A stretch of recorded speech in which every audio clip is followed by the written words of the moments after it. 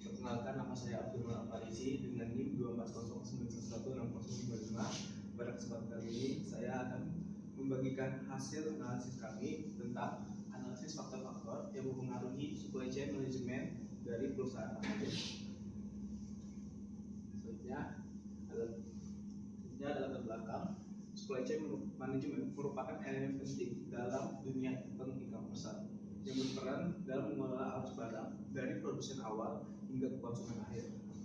Amazon sebagai salah satu perusahaan e-commerce terbesar dengan market value melebihi 2 triliun US dollar, pastinya memiliki SCM atau supply chain management yang tertata dengan rapi dan efektif. Pada presentasi kali ini saya akan mempresentasikan hasil analisis saya dari tantangan dan faktor-faktor yang mempengaruhi supply chain management dari perusahaan Amazon. Pertama ada konsep supply chain management atau SCM. Seperti yang dibilang tadi, SCM adalah pengelolaan arus barang, jasa, dan atau informasi dari pemasok hingga konsumen akhir dengan tujuan memaksimalkan efisiensi, mengurangi biaya operasional, dan meningkatkan kepuasan pelanggan. Lalu 5 komponen SCM tersebut, pertama ada plan atau perencanaan, yaitu kita harus merencanakan bagaimana SCM atau supply chain management kita dari produsen atau manufakturer hingga ke konsumen akhir. Selanjutnya ada source atau suppliernya. Bagaimana sih kita memilih suppliernya dengan alasan-alasan tertentu. Selanjutnya ada make atau pembuatannya atau manufakturnya. Selanjutnya ada deliver atau pengirimannya dari produsen hingga ke konsumen akhir. Selanjutnya ada return atau pengembalian dari konsumen ke produsen. Selanjutnya ada supply chain management Amazon. Amazon memiliki rantai pasokan yang sangat efisien dan luas yang memungkinkan pengiriman cepat serta biaya operasional yang lebih rendah dibandingkan dengan pesaingnya seperti Walmart atau Alibaba. Dengan strategi SCM yang kuat atau supply chain management yang kuat, Amazon dapat memenuhi kebutuhan pelanggan dalam waktu singkat yang mempertahankan keunggulannya dalam dunia e-commerce. Untuk supply chain yang dilakukan, pertama ada warehouse dan fulfillment centers yang terdistribusi di seluruh dunia. Jadi warehouse-nya Amazon bisa dibilang ada di seluruh regional dunia agar pengirimannya lebih cepat dan lebih cost efficient. Selanjutnya ada penggunaan teknologi otomatisasi dan AI. Di beberapa atau hampir semua warehouse di Amazon sudah menggunakan robot dan AI atau artificial intelligence sebagai pengganti manusia karena harganya yang lebih murah dalam labor dan dapat mengurangi human error. Selanjutnya ada last mile delivery dengan drone. Amazon juga membuka suatu pengiriman yaitu last mile delivery dengan drone, yaitu pengiriman dalam waktu 24 jam. Jadi Amazon tidak memerlukan pengiriman dari pihak ketiga seperti FedEx atau UPS, sehingga memudahkan juga bagi Amazon untuk SCM atau pengirimannya. Selanjutnya ada infrastruktur teknologi berbasis AWS atau Amazon Web Service. Dengan data yang dikumpulkan dari AWS, Amazon dengan teknologi informasinya dapat menciptakan keputusan tentang bagaimana sih SCM atau supply chain manajemennya dapat lebih efektif dan cost efisien untuk transaksi selanjutnya. Selanjutnya ada faktor keberhasilan SCM Amazon. Pertama ada data driven decision making, pemanfaatan AI dan analisis data. Ini yang saya bilang tadi di AWS atau Amazon Web Service, di mana Amazon menggunakan teknologi informasi untuk membantu Amazon dalam menciptakan suatu keputusan tentang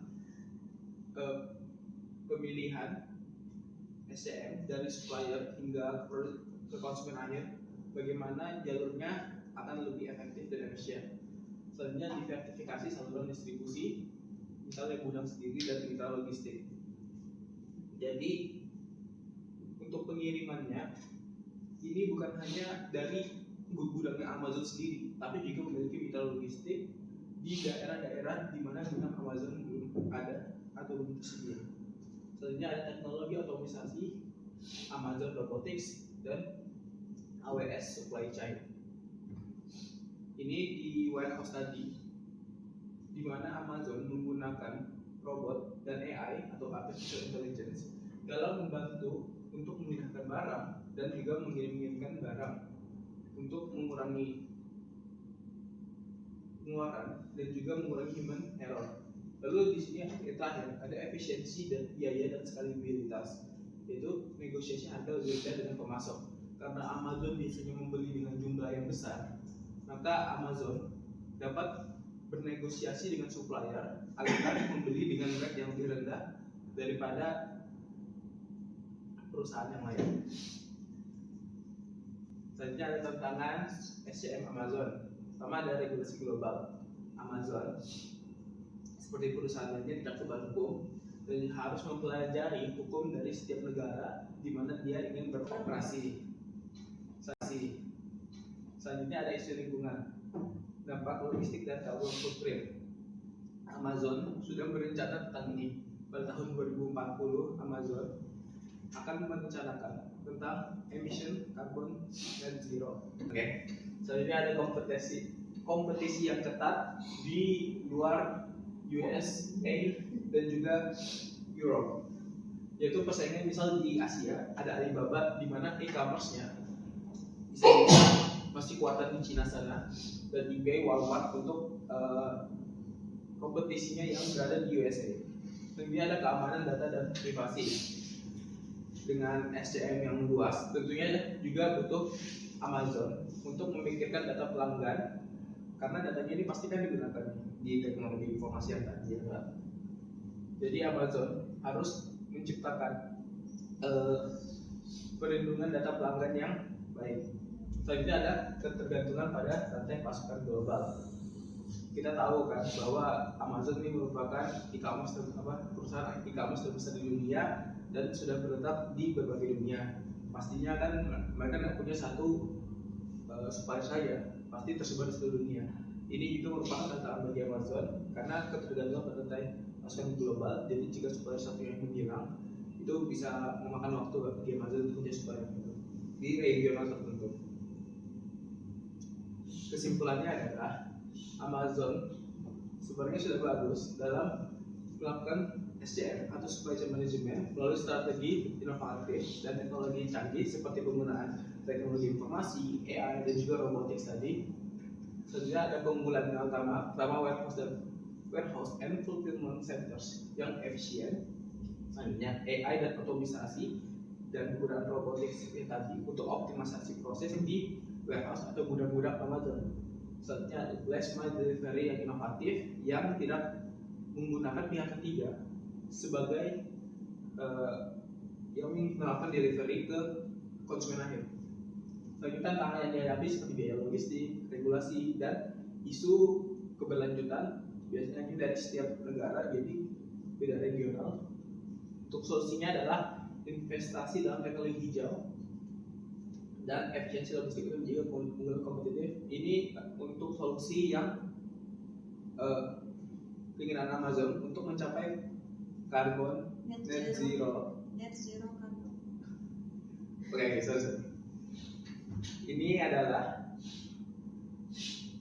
solusi dari Amazon untuk mencapai net zero karbon pada tahun 2040 dan efisiensi logistik untuk menjaga keunggulan kompetitif.